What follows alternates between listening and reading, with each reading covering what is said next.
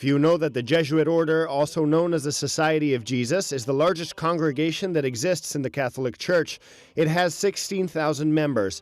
It was founded over 480 years ago by St. Ignatius of Loyola, and his spirituality continues to fascinate thousands of people. When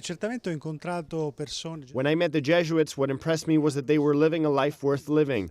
I was also impressed by the spiritual experience, the spiritual exercises. In doing them, I realized this was what I wanted to do with my life. Father Antonio Spadaro is one of the most active Jesuits on social networks, and he runs one of the oldest intellectual magazines that exist, La Civiltà Cattolica, which is also the initiative of the Society of Jesus.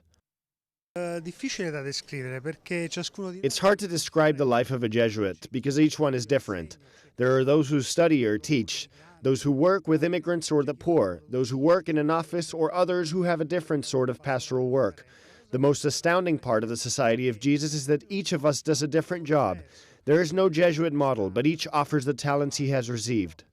In order to understand it, one must see that besides parishes and missions, the Society of Jesus has 231 universities worldwide, and the Jesuit Refugee Service helps at least 500,000 people in 57 countries.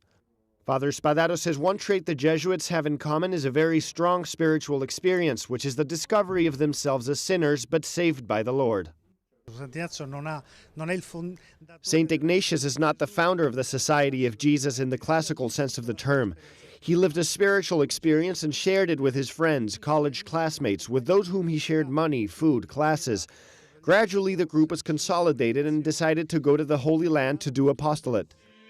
But as St. Ignatius could not sail to the Holy Land, the group stood at the complete disposal of the Pope to work in what the Church needed. Obedience to the Pope is their fourth vow, which is added to the existing poverty, chastity, and obedience vows. Since then, in the DNA of the Jesuits, there is versatility, to not be afraid of borders and to remain obedient to the Pope.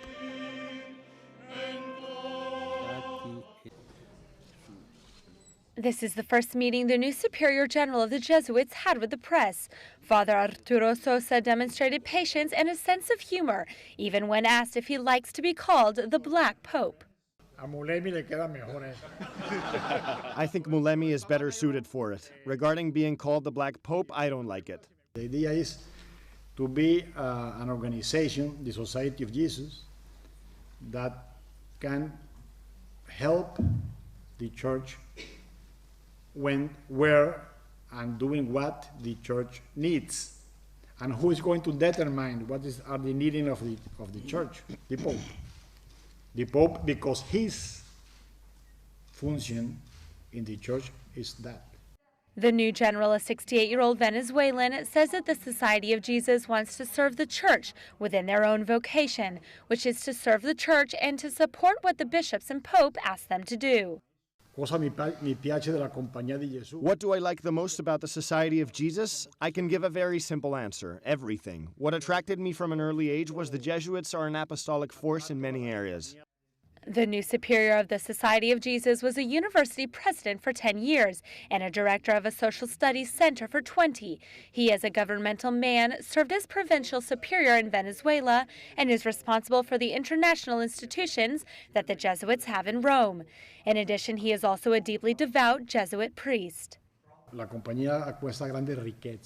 The Jesuits have this great wealth, a spirituality that puts you in contact with Jesus incarnated in concrete situations throughout the world.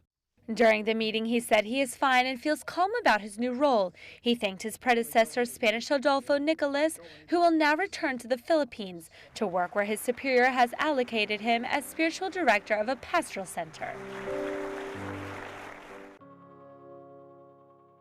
Just as his predecessors did before him, Pope Francis has met with the Jesuit representatives from all over the world who are convening in Rome for the General Congregation. Pope Francis, however, did something his predecessors did not do. He went to meet them at the Generalate. Pope Francis told them they cannot fulfill their mission without joy. He asked them to not let enemies rob them of it, making them despair before the magnitude of the evils of the world and the misunderstandings amongst those who wish to do good, or replacing it with passing joys which are always at our reach. Last week, they chose their new Superior General, Venezuelan Arturo Sosa. Now, meetings are focusing on drafting a roadmap for the near future. They will do it keeping in mind the Pope's speech, a text that exudes optimism and enthusiasm for the future of the Society of Jesus.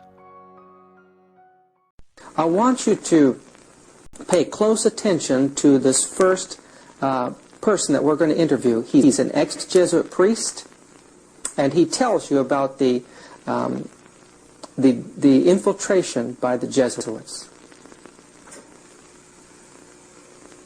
Especially I work in dealing with the infiltration of churches and religious institutions as well as government. That cover a tremendous number of institutions. And the purpose of that infiltration was what for?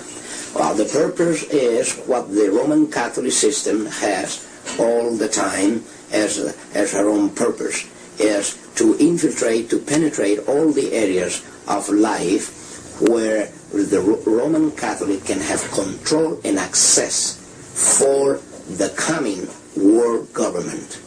What that means is, in preparation for that world government, the Roman Catholic institution, especially since the establishment of the Jesuit order in 1541, throughout all these 500 years, they've been in preparation and through infiltration and penetration of every level of society in order to take over the world politically and religiously.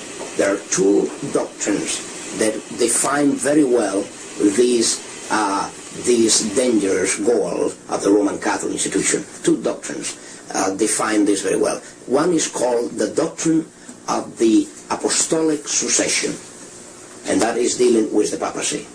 And the other is the doctrine, the temporal power, and that is dealing with world government. Of course, both, because you can see that even the Pope and his own individual office, he meet those requirements. He is not only the head of his church, as he called himself, John Paul II, the present Pope. He said he is the pastor of his church.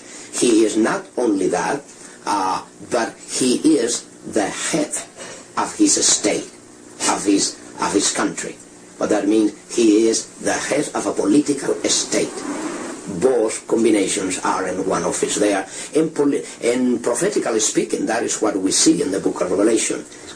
The political power always hand to hand with the religious power.